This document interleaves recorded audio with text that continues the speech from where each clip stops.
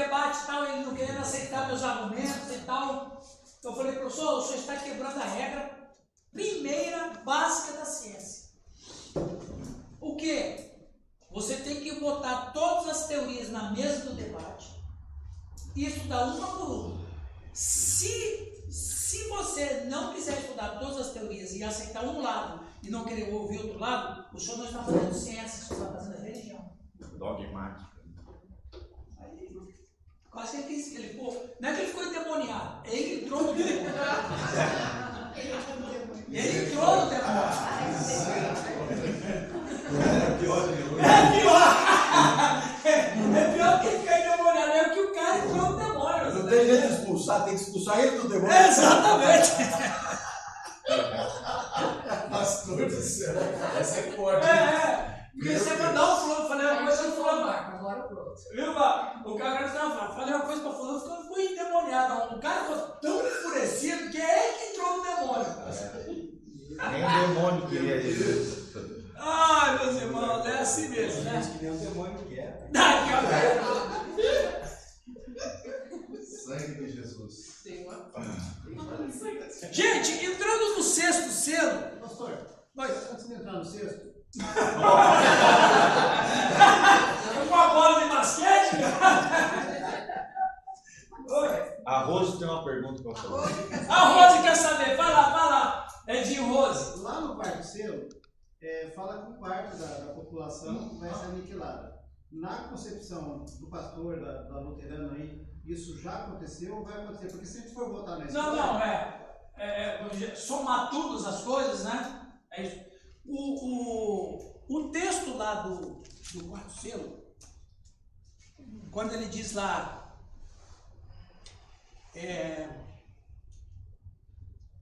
E foi-lhe dado a autoridade sobre a quarta parte da terra para matar. onde que está aqui?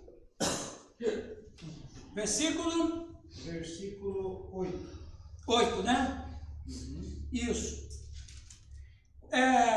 Existem outros textos que falam de quarta parte. A gente vai ver sobre as trombetas também, que fala quarta parte. O que existe de interpretação desse versículo ou pode ser uma... Por isso que quando existem algumas outras interpretações, a gente vê o que é mais viável, o que a maioria vai. Uns dizem que vai ser no futuro, é isso aí mesmo, vai morrer. Outros têm essa interpretação de que é a somatória de todas as vítimas. As guerras que já tiveram no passado. Eu não vou muito por essa lógica, porque foi feita uma pesquisa. Foi feita uma pesquisa pelo Instituto de Estatística Norte-Americano e eles fizeram um cálculo de quantas pessoas morreram em todas as guerras, desde o primeiro registro. Fizeram um cálculo de todas as pessoas que morreram nas guerras, entre soldados e civis. E, claro, estatística é uma estatística, 3% para mais, 3% para menos. Margem de erro. Diz que morreram 3 bilhões e 200 milhões de pessoas. Então, se a gente vai anotar O mundo hoje? o mundo hoje, então, se a gente vai pegar até do começo, então já não é a quarta parte. Se morreram 3 bilhões, nós estamos falando de 40% da população. Hoje, que nós estamos com indo para 8, né? 7. Então, 7, 3 e metade. Claro, não estou dizendo que essa estatística é um número aproximado. Eles têm os seus dados lá. 7 bilhões São 7 bilhões e pouco. Com 3 bilhões. E essa estatística não entra o passado. Tipo, Não, entra as cruzadas. tudo, desde o começo da história. Deu 7 bilhões. Desde a primeira índice de guerra Relatado na história, correndo a história, guerra civil, guerra mundial, guerra local, guerra regional, guerra de toda a natureza. Fizeram então este cálculo. Desde quando existia pólvora? Desde a época do ferro, desde a época da paulada. Dos últimos, vamos dizer assim, dos últimos 7 mil anos. Então eles chegam a esse número. Então, se vai somar tudo, então dá mais que a terça parte, porque nós temos, seria 50%. Então, pode ser, e aí a gente, que esse cálculo, por isso que a Bíblia não fala o número, ele fala uma porcentagem. Porque número, você não pode dizer o número porque a evolução, a população vai aumentando com o passar dos séculos. Então a Bíblia não fala exato número, mas dá uma porcentagem. Essa porcentagem pode ser a porcentagem. Se nós temos 8 bilhões hoje, quantos, sei lá, daqui a 100 anos pode ter 8 bilhões, 7 bilhões, 8 bilhões ou mais, um pouquinho. Pode ser um número até essa parte que vai morrer, pode ser num período de 10 anos, não da história. Então, lá da história eu não acredito. Mas eu posso acreditar que de um período para frente. Pode até ser do nosso. Mas uma somatória já indo para os finalmente.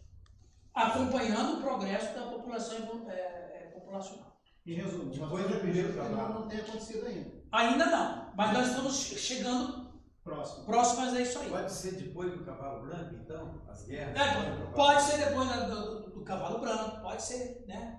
Então a gente não sabe assim precisar. Nós podemos ter ideias, né? Obrigado. Entrando no sexto. Tá, então a tua interpretação do cavalo branco é que o cavalo branco é o quê? Bem, a minha interpretação não. A interpretação que eu acredito. Sim, exatamente. Né? Tua perspectiva. Não, a interpretação que eu acredito, observando o texto, observando a história, observando os eventos e observando, assim, Giovanni, a própria simbologia do cavalo, dos cavalos. Sim. Como eu fiz hoje no comecinho. Vocês não estavam aqui. Não tava. O cavalo branco, ele representa o evangelho. Então eu vou voltar aqui um pouquinho. O evangelho, ele vai dizer o texto que o evangelho saiu, o cavaleiro e o seu cavalo branco saiu vencendo e para vencer. Na sua mão foi dada um arco, que simboliza vitória, e uma coroa na sua cabeça, que representa a vida eterna. Então, por exemplo, Giovanni, é a mesma coroa, pelo menos a gente vai interpretar que é a mesma coroa que os 24 anciãos têm. O que os 24 anciãos fazem com as coroas lá? Lembra lá? Eles tiram e depositam aos pés daquele que é digno. Então, essa é uma coroa que representa a vida eterna, representa eternidade. O cavaleiro branco, ele sai com uma coroa na cabeça. O que o evangelho traz em si na sua promessa? Vida eterna. E o cavalo vermelho? A guerra. Simboliza a guerra. Né? Entendeu? Aí o cavalo. Então, o que acontece, Giovanni? Por que o evangelho ele saiu vencendo e para vencer? Porque o evangelho sempre vence. E até, inclusive, eu fiz essa aplicação. Muitos creem que esse cavaleiro branco é o anticristo. É o anticristo. E quando você olha na contramão da história, não é possível isso. Ou seja, um falso Cristo. Você sabe por quê? Até mesmo a própria interpretação pré-milenista não é possível ser o anticristo, porque no governo do anticristo não vai ter guerra. E você vê que o terceiro cavalo, o próximo cavalo é guerra. Então não pode ter guerra junto com o anticristo, porque o anticristo, o Paulo vai dizer que quando o mundo dizer paz, paz, vem sobre repentina destruição. Então uma das marcas do governo do anticristo, que a gente... Nós já falamos? Não, a gente vai falar? Paz. É paz. Então você não pode ter o anticristo antes e com guerra depois. Então não é o anticristo. Até mesmo usando a interpretação pré-milenista. A não ser o Armagedon ao final. Né? Não, mas não pode ser o Armagedon ao final, porque logo depois tem o cavalo amarelo. Então, dentro da lógica pré-milenista, até mesmo dentro da lógica pré-milenista, não dá para entender. É a mesma história. Dentro da lógica da ciência, a segunda lei da termodinâmica de Isaac Newton é que tudo saiu do organizado para o desorganizado. E ninguém vai falar contra isso, porque Isaac Newton é o santo do cientista. E crente. E é cristão. Inclusive escatologista. Ele era tudo, aquele cara. É incrível. Então Isaac Newton disse que... Isaac Newton. Sir Isaac Newton. Ele era primo do Dives, meu filho. Viu? Mas é Newton com W, tá? Então, o Isaac Newton, na segunda lei da termodinâmica, ele vai dizer que o universo saiu do organizado para o desorganizado. Ele está falando de ciência, não é teologia. Aí a teologia eu coloco. Quem organizou? Deus. Quem desorganizou? Pecado. O Adão, através do pecado. Ok, isso aqui, e ninguém discute com Isaac Newton. É isso mesmo. a questão da ilógica. O que diz o Big Bang? Que o mundo, o universo e a vida vieram de uma explosão. Ou seja, partiu do desorganizado para o organizado, quando a ciência já provou que de fato o mundo está na lei da entropia, que o Isaac Newton vai chamar de lei da entropia, ou seja, é a lei da bagunça, é a lei da desorganização. Ora, ou você escolhe, meu, ou você fica com o Isaac Newton, ou você fica com, eu esqueci o nome na verdade, Big Bang. A teoria surgiu em 1910. Charles Darwin. Não foi Charles Darwin. Feito em 1910 com um padre católico, um cientista católico. Ele era jesuíta. Esqueci o nome dele agora.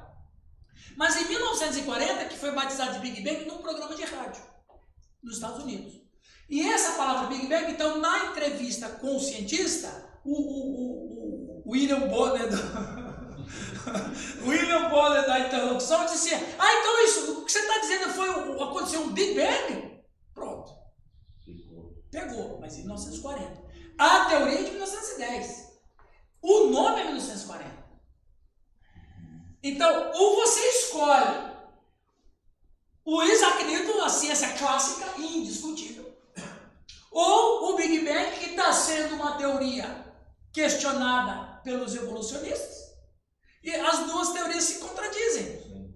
Ou partiu do organizado para o desorganizado, ou, então aí que vai ganhar, mas se houve o Big Bang, se tudo partiu de uma explosão para organizar tudo, por que tudo está morrendo? Acabou. Aí os caras vêm com multiverso, vêm com, sabe como é que é? Não é isso, Júlio, né? Aí os caras vêm com multiverso, aquela coisa toda e tal. Enfim, não é a nossa, só quero dizer aqui que às vezes a própria interpretação pré-milenista anula a si mesmo, entra em contradição. Jorge Lemaitre, exatamente. Rapaz, é o Raul. Esse menino, Não, o Raul é demais. O nome dele O Raul, rapaz, eu não sei o que está fazendo. O cara só abre a boca. Ele nunca é fala. meu amigo.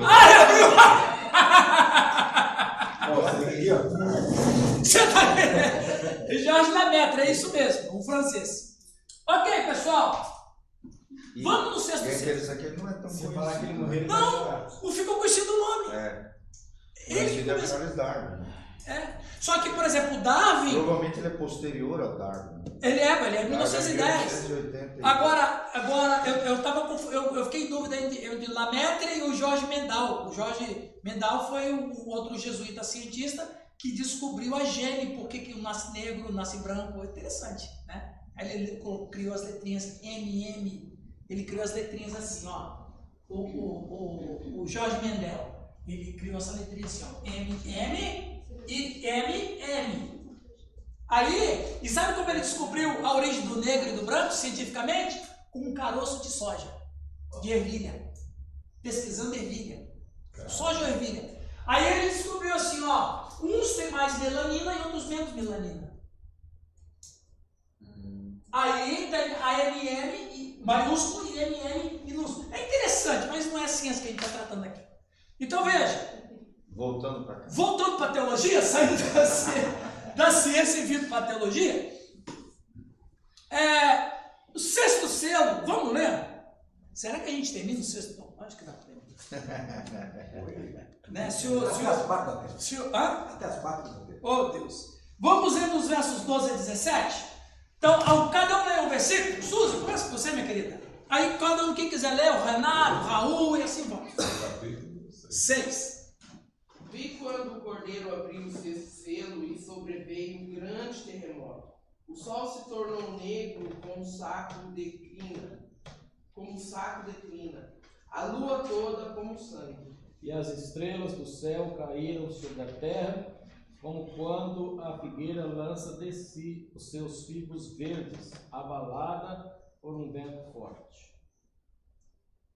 E o céu recolheu-se como um pergaminho quando se enrola. Então, todos os montes e ilhas foram movidos de seu lugar.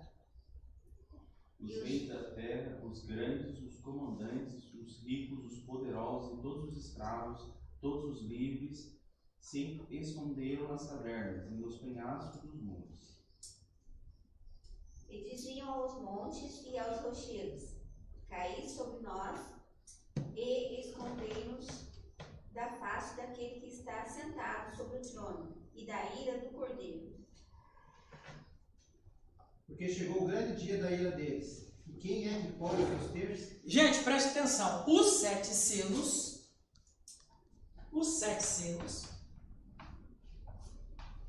olha que coisa fantástica. É toda a história da humanidade que se termina. São todos os períodos da história. A começar no século I. Os selos começam a ser abertos no século I. Através da história, cada selo vai sendo quebrado.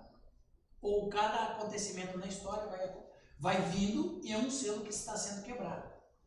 Quando você observar isso, você vai ver que todos os sete trombetas, tudo isso, eles têm a mesma função. Se a gente terminar, se o Apocalipse terminasse aqui, já era o suficiente para a gente esperar o Jesus voltar. Porque o que vai vir não é diferente do que a gente está vendo. Em termos de eventos. O que vai acontecer mais depois são detalhes que os selos não contam. Então veja, os selos contam o grosso. As trombetas vão contar um pouquinho com detalhes. Mas é a mesma história acontecendo. Então preste atenção. A gente vai ouvir as vozes, né? E os trombetas e tal. Os sete selos é o resumo da história. Então você vê que ele começa com o cavalo branco, que é o Evangelho, e termina com quem? Termina com quem? O primeiro selo começa com o cavalo branco, que é a pregação do Evangelho, e termina com o quê? No último selo? A volta de Cristo. E não é questão, aqui não é questão de interpretação. O texto está dizendo, porque no sexto selo, ele vai dizer lá que o céu e tal, e veio o Cristo. Então, os sete selos é o resumo da história. Vamos dizer aqui, Marcos, que Jesus vai voltar, vou tomar cada data, estou falando aqui apenas uma hipótese para a gente trabalhar. Nós estamos no ano 2000, vamos dizer que Jesus vem no ano 2100, por exemplo. Jesus vai voltar no ano 2100, ou seja, os sete selos está abordando 2100 anos. Se Jesus vai voltar no ano 2500, ok, os sete selos estão abordando 2500 anos de história. O tempo de história que decorrer do século I até quando Jesus voltar é o tempo que acontece a abertura dos selos. Ok? Para nós poderia acabar aqui. O mundo acabou aqui. Existe um tempo determinado para cada selo. Não existe tempo determinado. Não existe. O que existe é esse lapso de tempo. É esse buraco no tempo. Esse espaço que tem. É esse ato que existe entre o século I e esse quando Cristo volta. Então vai ter esse ato. Então os sete selos vão acontecer dentro desse espaço de tempo. Ok? Aqui, olha que interessante. Alguém lembra? Dá para ler isso aqui? O sexto selo introduz o dia do juízo. O medo, o terror, o espanto e a consternação daquele dia se descrevem sob dois simbolismos. Um universo sendo sacudido e os homens completamente aterrorizados, tentando se esconder. Na abertura do sexto selo, houve catástrofes naturais. Ok. No céu, o sol, lua e estrelas. Na terra, grandes terremotos e ilhas movidas de seus lugares. Nos homens, toda espécie de confusão. Há 7 classes de pessoas envolvidas nessa catástrofe. Todos os homens sem Deus. Todos. Vamos ler outra vez o versículo de número, por favor. Aí nós temos catástrofes naturais, não é? O sol se tornou negro, como saco de crina, a lua toda como sangue. As estrelas do céu caíram da terra como figueira. Aí é a questão de interpretação, viu, gente? Eu interpreto como esses movimentos na natureza, o sol se tornou negro. Veja bem, vi quando o Cordeiro abriu o sexto selo e sobreveio um grande terremoto. O que do terremoto sai? O que sai do terremoto? Fogo, fumaça, o que mais? Cinza, o que mais? Poeira, o que mais? Lavas. Quando isso explode, o que lança na atmosfera? Cinzas, fumaça, fagulhas de fogo. É o que o João está vendo. Por que o João fala que o sol se tornou negro? Porque o céu vai ficar nebuloso. Lembra em 2010, quando explodiu aquele vulcão na Islândia? Sim. Que os aeroportos da Europa, ficaram vários dias fechados. Porque a cinza, lá da Islândia, se deslocaram. Né? Se deslocou a cinza da Islândia, se deslocou e a Europa toda ficou cheia de cinza. E outra coisa, é uma cinza tóxica. É uma cinza tóxica. Inclusive pode abater aviões e tudo. É terrível. Entra nas turbinas, faz um regaço. Pastor, sim. Só um comentário aqui. Tem aquela passagem que fala na Bíblia que ai das grávidas que corram lá para um lugar mais alto. Eu ficava imaginando isso aqui no Brasil. Porque aqui no Brasil a gente não vê essas coisas de montanhas, de caverna, né? E agora lá em Israel, inclusive a gente andou muito de trem lá de metrô.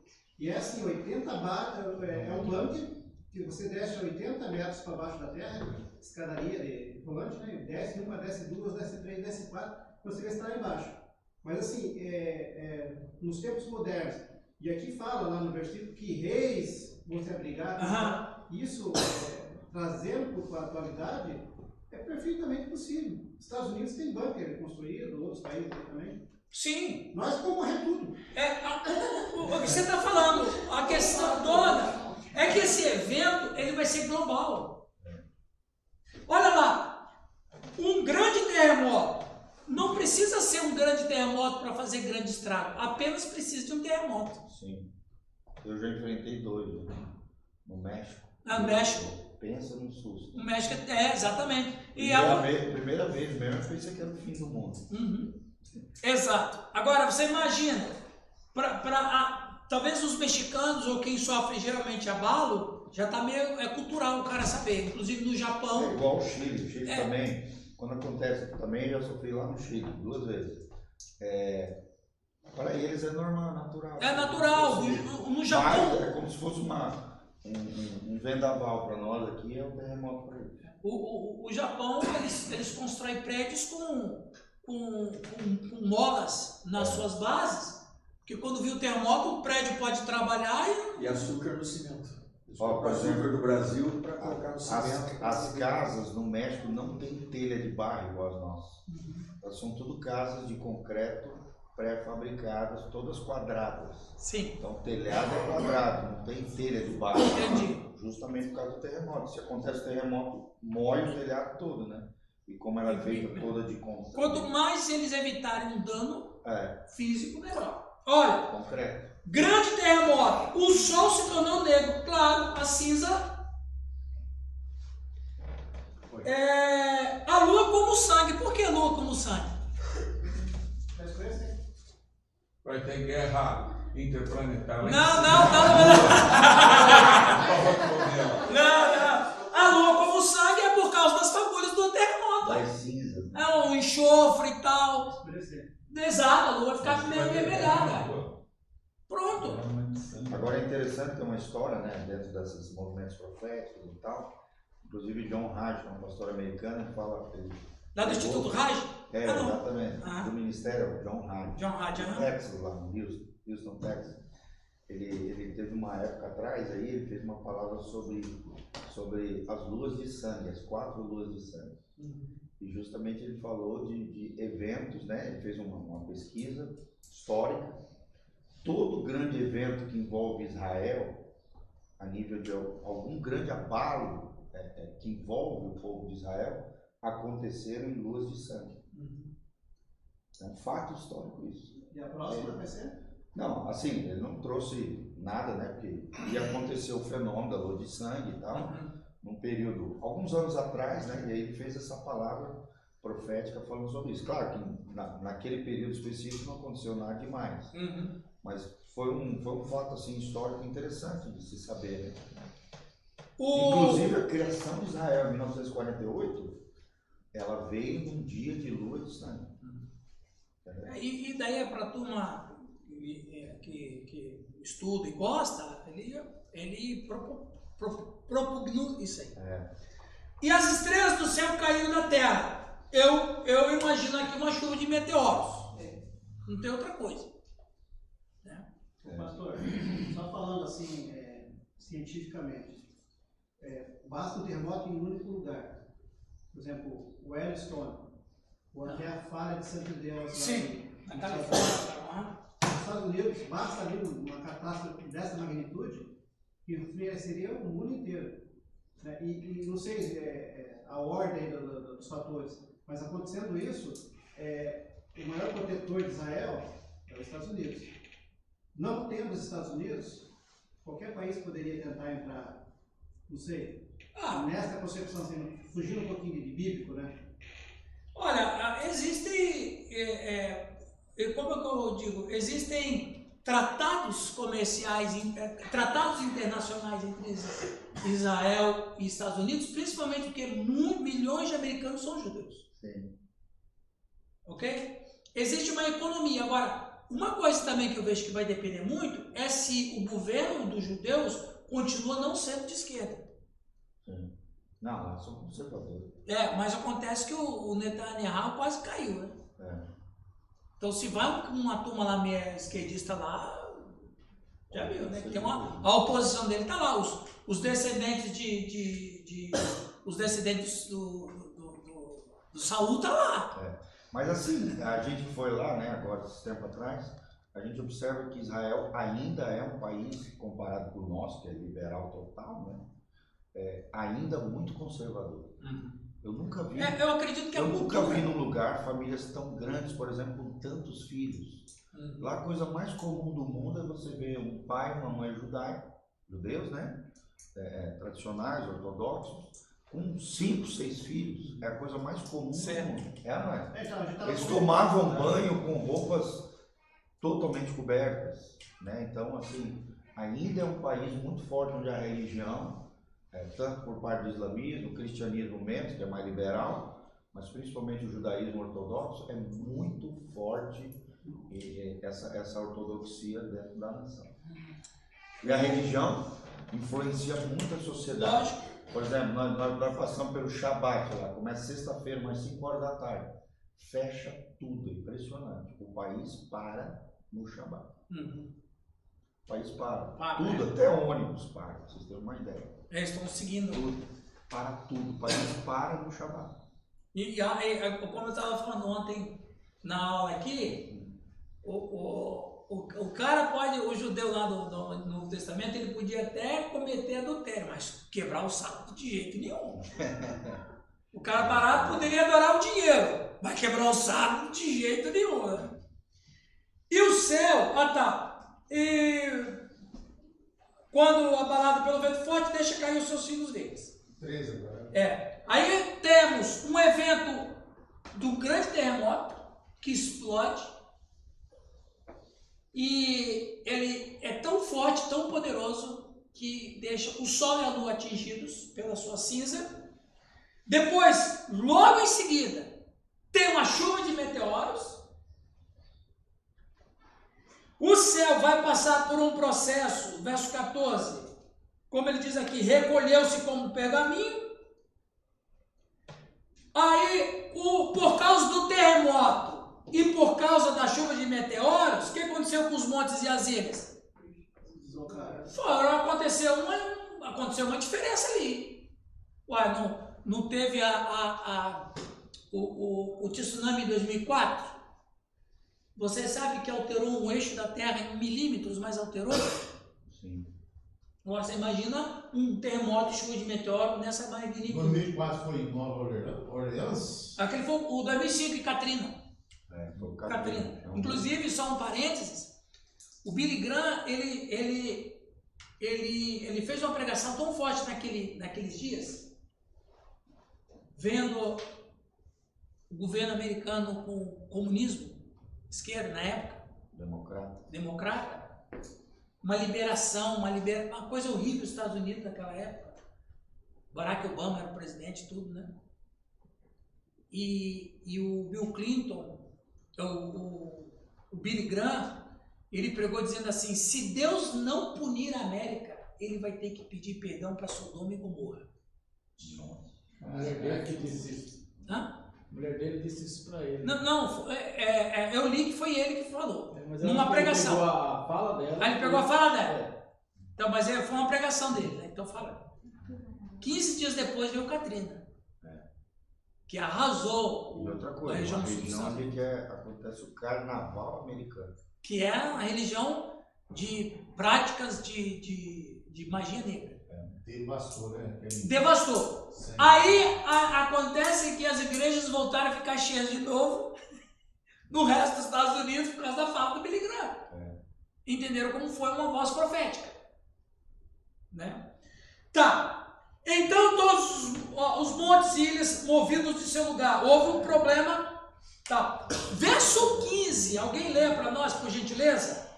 Os reis da terra, os grandes, os comandantes, os ricos, os poderosos e todo escravo e todo livre se esconderam nas cavernas e nos penhascos dos montes. Então ali, veja, eles falaram o quê? Alguém lê ali? Bem alto. Eles disseram aos montes e aos rochedos: caí sobre nós e escondei-nos da face daquele que se assenta no trono e da ira do Cordeiro, porque chegou o grande dia da ira deles. E quem é que pode suster-se? Sabe como não é questão talvez nem de interpretação, mas sabe qual é a questão de lógica desse texto? Veja, o sexto selo está acontecendo bem na época do Império do Anticristo. O sexto selo, ele é apenas um resumo da história, mas capítulo 11 de Apocalipse, capítulo 14 de Apocalipse, capítulo 17 de Apocalipse, está acontecendo detalhes do que não fala o sexto selo. A gente vai encontrar detalhes do capítulo 11, 12, 13, 14, 15, 16 e 17. O sexto selo é um resumo, mas para os caras dizerem essa fala, gente, presta atenção. Para os caras dizerem essa fala, é porque está acontecendo alguma coisa antes que o texto não diz. E o que estava acontecendo? Como que eles falaram assim? E disseram aos montes e aos rochedos: caí sobre nós e escondei-nos da face daquele que se assenta no trono. Ora, se os caras estão dizendo isso, é porque nesta hora eles estão vendo Cristo. O que eu imagino desta cena, gente?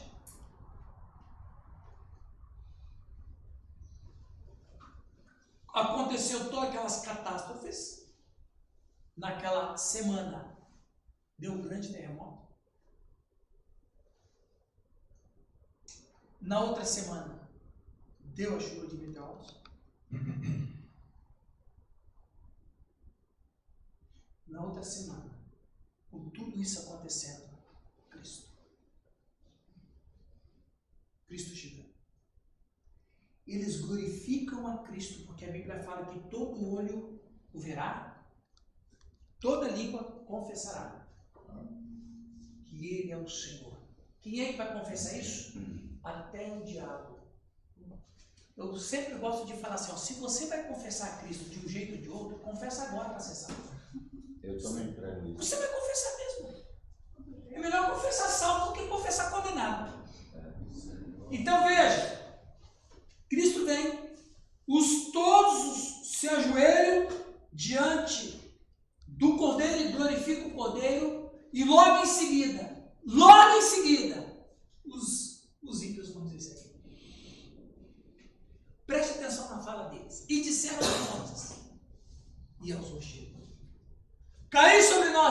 escondei-nos da face, porque ele está vendo. Cristo vindo em glória. Está ali, o Cristo está ali, com os anjos, Cristo está ali, glorificado com os santos anjos, com as almas daqueles que vieram com ele e ressuscitaram os mortos, os crentes com corpos glorificados, eles estão ali. Eles estão contemplando essa visão apoteótica. Aleluia. E eles sabem que não vão, eles sabem que estão condenados. E aí, como uma tentativa de fuga, eles pedem aos montes, já que os montes estão bagunçados mesmo, já que a natureza está se esfacelando como farinha, já que eles estão vendo nas notícias nos últimos 15 dias que a natureza está louca, que está tendo terremoto, que está caindo, então cai sobre nós também. Né? Cai. Agora, olha essa fala aqui. Porque chegou o grande ira. Dia da ira. Eles se excluem. Deles quem?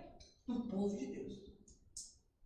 E ira não é no sentido de pecado, mas ira está ligado com vingança. Então, os caras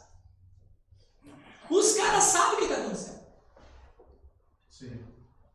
E eles sabem o que vai acontecer. Por isso que eles se excluem. E por que eles não pedem misericórdia? Porque eles sabem que não tem mais. A misericórdia foi até a época da marca da besta. Depois da marca da besta, não tem mais conversão na terra. É o que o texto vai dizer. E aí, porque chegou o grande dia da ira deles, ou seja, eles, quem são eles? Quem é o deles? Do povo de Deus. E quem são eles ali? Do império do anticristo. Os caras que fizeram aliança com o anticristo. Então agora existem dois reinos. Um que se achava que podia e outro que veio mostrar que o outro não podia mesmo. O reino de Deus será absolutizado. Por isso que eles dizem da ira deles. Eles estão fora porque sabem que não tem mais jeito. Está fora mesmo. Está fora mesmo. Interessante, não é, cara? Interessante criar isso de acordo com a própria escritura sem inventar nada por fora. O que é isso? Fala, Raulzão. Quando a gente olha assim os salvos e etc., a gente tem na mente assim os evangélicos, né, os certinhos, porque eu estive conversando com algumas pessoas católicas aqui da cidade e um deles me aborda e outros, mas esse daqui diz assim: puxa, pastor, eu fui no encontro do qual o Espírito Santo fala ao nosso coração e a gente precisa evangelizar essa cidade. A gente precisa botar Jesus na cabeça deles e tal. Eu fico olhando para o cara, eu quase me converto, né? Assim, tá. Então a leitura de Deus é no coração do ser humano, né? Lá no íntimo do coração. E se no íntimo do coração ele adora, ele crê que Jesus Cristo é o Salvador, essas periferias de chamada idolatria, sim. etc., é exatamente condicionado pela ignorância deles, né? Como que ele estaria dentro desse contexto? Estaria ali protegido? Não. Ok, boa pergunta. Porque Deus não é via religião. Você faz o seguinte, você guarda essa sua fala quando a gente chegar em Apocalipse capítulo 11. Tá. Porque eu vou tratar disso em Apocalipse capítulo 11. O cara tá dietando já. Não, porque tu não fala. Olha, o Alex ficou até nervoso. Eu estou aqui com a ideia, caia sobre nós os montes, né? Então, e esses aqui, será que? Então, mas essa sua preocupação é justa, certa, boa e santa. Mas eu vou falar dela em 11. Eu não quero adiantar, porque se eu te adianto agora, falta arsenal para mim lá para aquele. Ele não vai ter argumento. Eu não vou ter argumento. Mas veja, assim, o começo da sua fala foi o seguinte, viu, gente? Presta atenção. Isso é uma coisa importante que eu vou falar. Quando a gente vai evangelizar um católico romano, a gente tem que ter duas coisas com eles: amor e paciência. Sim, exatamente. Por duas razões. Por duas outras razões. Primeira razão, a idolatria. A idolatria do católico romano, ela tem de duas naturezas. E uma é mais difícil que a outra. E aí que a gente tem que ter amor e paciência. A primeira natureza da razão da idolatria, anota aí, Giovanni, você vai falar isso lá no seu podcast lá. A primeira natureza da idolatria católica romana é de ordem espiritual. Ele tem uma ligação espiritual com o ídolo. Ele depende do ídolo, ele ora o ídolo, o ídolo é tudo para ele. Só que tem uma outra natureza pior do que a espiritual. A espiritual ele se liberta. Ele encontra Deus, Deus é o único Deus, não é outro Deus mesmo. Isso aqui é uma imagem, isso aqui não faz absolutamente nada. Essa imagem aqui é uma coisa inanimada, morta, não precisa ser carregada para um lado para o outro, e acaba sendo uma coisa ilógica eu adorar uma coisa que eu mesmo criei. Então, espiritualmente, ele se liberta. O problema é a dependência psíquica. Esse que é o problema. E o cara vai chegar e vai dizer assim, não, isso aqui não é de Deus e Deus é o único que vai dar. Mas o católico, mais do que uma ligação espiritual, ele tem uma ligação psíquica, ele depende psiquicamente. Ele precisa do ídolo, porque sei lá, vai que, né? O pastor Cote ele fala isso, sobre isso, ele fala o espírito de bastardia, de orfandade, principalmente na nossa nação, acabou gerando essa idolatria a Maria, por exemplo. Ou seja, uma carência psíquica. É psíquico. Gera vamos dizer assim, diminui a figura paterna. Sim. Né? Um Jesus ausente, um José que é um coitado, e Maria é exaltada como supermãe. E por detrás disso, ele fala, existe esse espírito de orfandade. É mais fácil libertar uma pessoa, eu que trabalho no saco, é mais fácil libertar uma pessoa das drogas do que libertar de si. Exatamente. A dependência psíquica, a dependência emocional psíquica é muito grande. Sim. Ele tem uma dependência mesmo disso. De tocar no ídolo. De estar com o ídolo no bolso, no peito. Mais do que espiritual, o mais difícil é ele se libertar aqui. E às vezes é maior do que até a própria. É muito maior. Natural, né? Por isso. Fora para dentro, aqui dentro. Pode chegar. Exato. Então, quando a gente evangelizar um católico romano, ele tem que ser liberto do pecado, da escravidão espiritual e da dependência psíquica. É muita coisa. Um católico se converter, rapaz, é um milagre. É mais fácil um viciado em droga se converter do que um católico, porque ele tem outras áreas da vida que precisam de libertação. Tem um cara que é só uma área espiritual.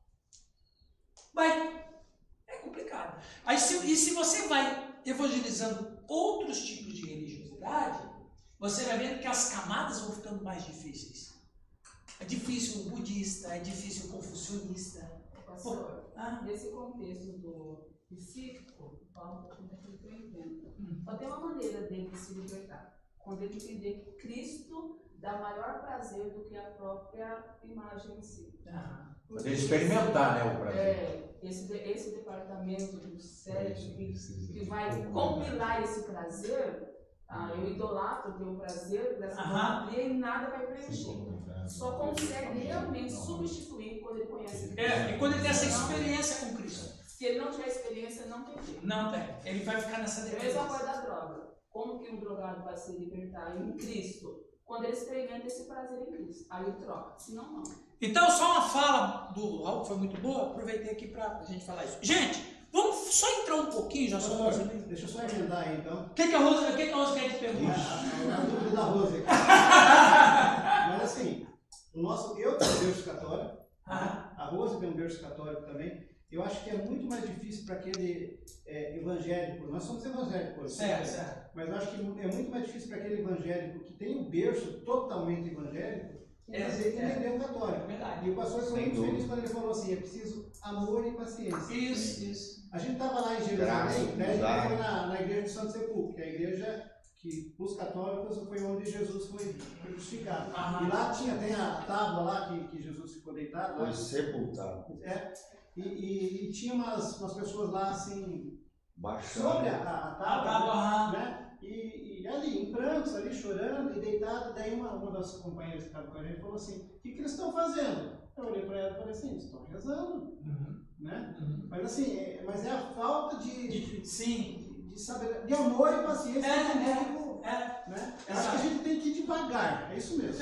Amor e paciência. Você chega, eu mesmo já fui visitar gente católica, né? Pastor, você pode fazer a visita? Claro que eu vou. Eu chego lá, eu cheguei na casa de uma mulher uma vez, uma senhora, rapaz, bem assim na sala, um quadro enorme do Papa João Paulo II.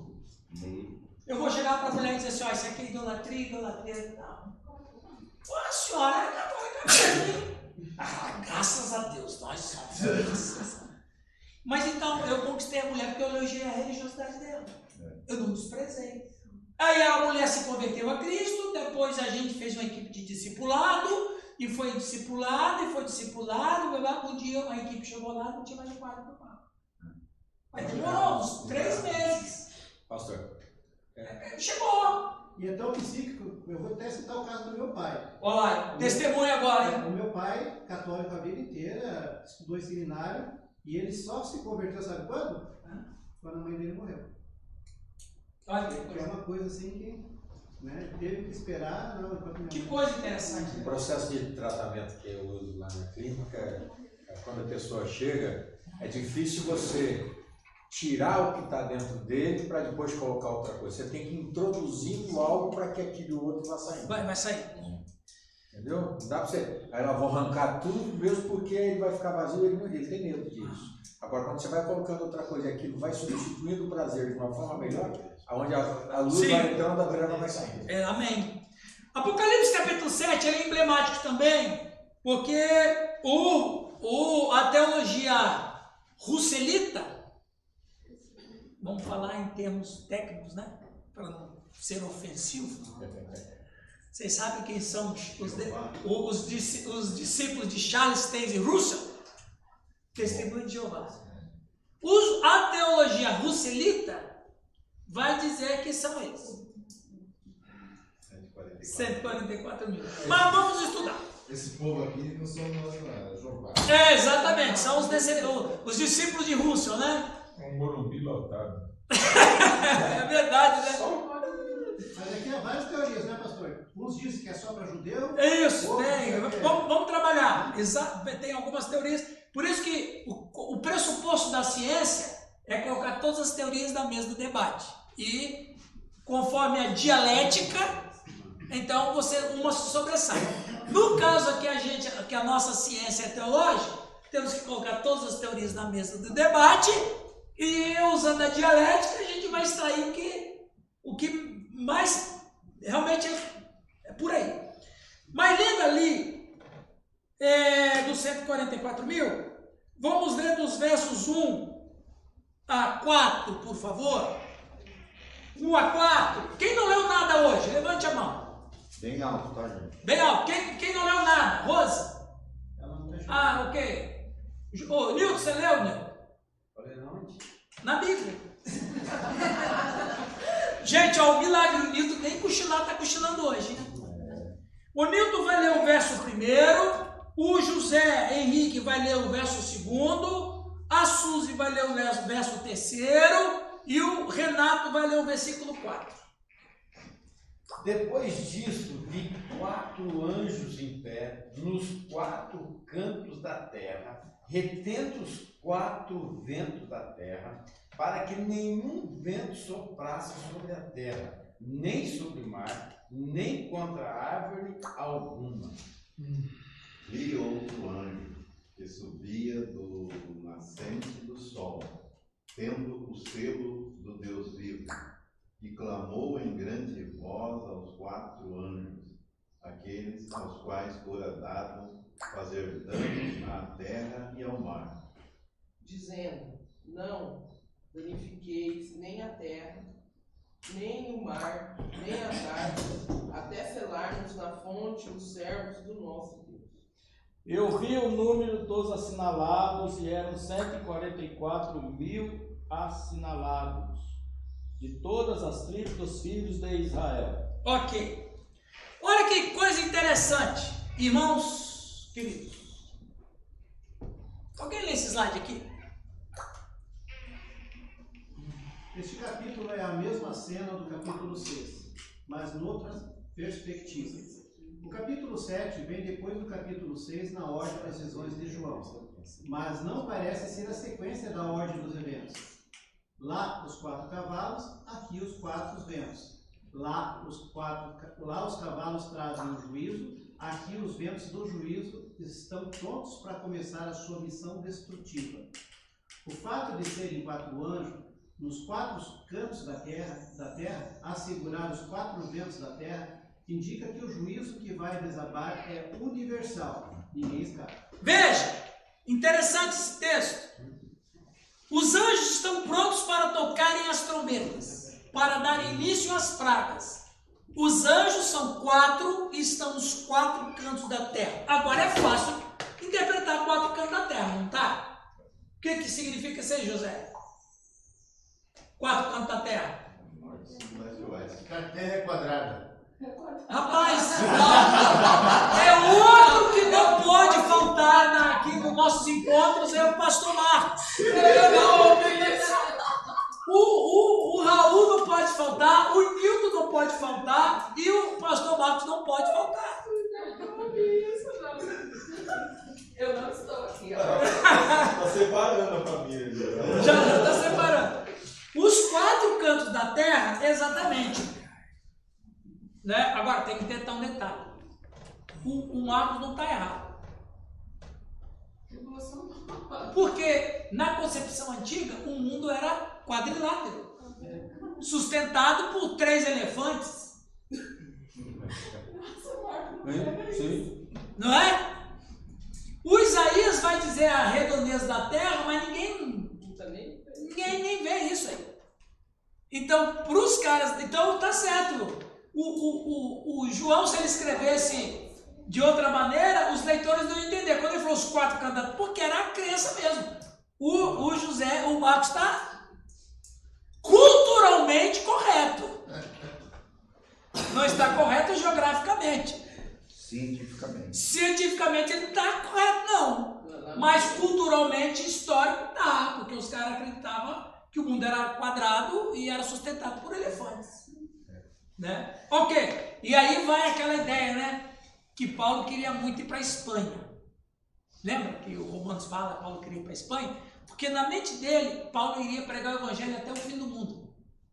Porque o fim do mundo para os caras era a Espanha. Mas ele não foi, né, pastor? Aí há controvérsia. Uns dizem que foi, outros dizem que não foi. Ele ia parar em Roma para descanso e dinheiro. Mas o Espírito não deixou ele. Mas a ideia dele era seguir a ordem de Cristo, ir por todo mundo. Então, quando ele falou que ele queria para a Espanha, que ele queria pregar o evangelho literalmente ao fim. Claro que em 1500 a gente descobriu, 1492, né? O Cristóvão Colombo, a gente descobriu que o mundo não somente tem a vida depois da Europa, como também não tem 4 lados, é redonda a Terra. Mas vamos aqui. Então, ele vê os anjos. Esta cena aqui, prestem atenção, já é uma cena de um fato que vai acontecer no Império do Anticristo. E é uma cena que vai acontecer na segunda metade do Império do Anticristo. Porque, preste atenção, as catástrofes, as tragédias naturais vão acontecer na segunda metade do Império do Anticristo. É um texto que vai nos orientar nesse sentido, ok? E aí, tem cada anjo em cada sentido do planeta, né? Conservando 4 ventos, que são os anjos, para que nenhum vento sopre sobre a terra, nem sobre o mar, nem sobre árvore alguma. Vai acontecer alguma coisa. Eles estão segurando os ventos, controlando o vento para soltar o vento na hora certa. Aí então o João vai dizer que ele viu, verso 2, um anjo que subiu do nascente do sol, tendo o selo de Deus vivo, e clamou em grande voz aos 4 anjos. Veja, o verso 1 fala vento, o verso 2 fala anjo. Então anjo e vento na profecia é a mesma coisa. aqueles dos quais foram dados fazer dano à natureza. Atenção, pessoal, vai ter dano na natureza. Aí você vai falar assim, não, mas nós já lemos lá que a luz transformou em sangue, o sol ficou negro. Veja, aquele evento é o último que vai acontecer. Esse aqui ainda não está longe disso. A Dilma não estava tão. Não estava, não. Dizendo, não danifiqueis nem a terra, nem o mar, nem as árvores, até selarmos a fronte dos servos do nosso Deus. Ok? Isso é um enigma interessante, né? Por quê? Eles vão selar a fronte do nosso Deus. Alguém lê para nós, por favor? Estamos terminando, viu, gente? Esses ventos não são literais, mas sim uma força cósmica que tem o poder de produzir acontecimentos terríveis sobre a Terra. O verso 1 diz que os anjos estão segurando esses ventos para que não danifiquem a Terra.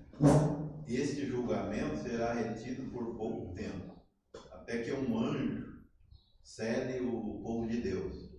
Este selo pode ser o sinal da cruz para identificar o cristão, para que ele não sofra nenhum mal das pragas. Porque vai vir pragas sobre a terra.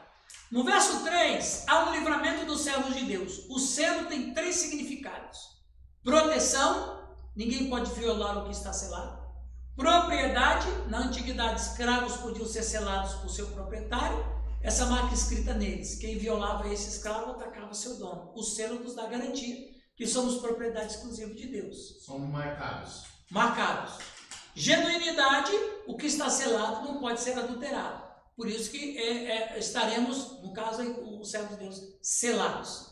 Livramento das catástrofes que sobrevirão à terra. Deus livra o seu povo da tribulação e não da tribulação. Verso 14. Todos os textos que tratam da segunda vinda de Cristo mostram que a igreja não será arrebatada secretamente antes da grande tribulação. Isso é um texto interessante, a gente trabalhar isso para frente. Ela será poupada na e não da tribulação. Mateus 24, 2 Tessalonicenses 1. Selo para proteger de danos físicos, como no caso do povo de Israel, quando no Egito, nas épocas das 10 pragas. Então, eu vou terminar com isso aqui. Vamos chegar lá. Eu quero deixar isso para depois. Apocalipse capítulo 12, vamos tratar isso. E esse selo? Seria uma marca? Então, seria um chifre abençoado? É outro que não pode faltar. Ô Edinho, você sabe que o céu tem um serviço de tecnologia, tem TI lá. É TI, não é? Tem TI lá no céu. O anjo Gabriel parece que ele deu um jeito lá no TI do céu. E eles já estão fazendo chique. Vão dar para os anjos. Chip do bem. Não, o chip do bem, claro. O chip do bem. Vambora. Amém, meus irmãos? Professor, volta só o slide anterior. Isso, legal. Beleza? Pode continuar. Nós vamos tratar isso aí no próximo encontro, onde nós vamos falar mais para isso aqui é só para dar um. Que pena, pastor. Já acabou a sala. Acabou a sala. Amém, meus irmãos? Amém. Vamos orar a Deus. Alguém tem motivo de oração nesta manhã? Alguém tem motivo de oração? Vamos orar pela nossa nação? Sim.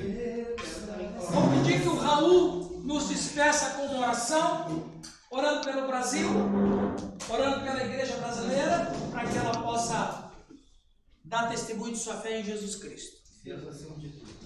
É verdade.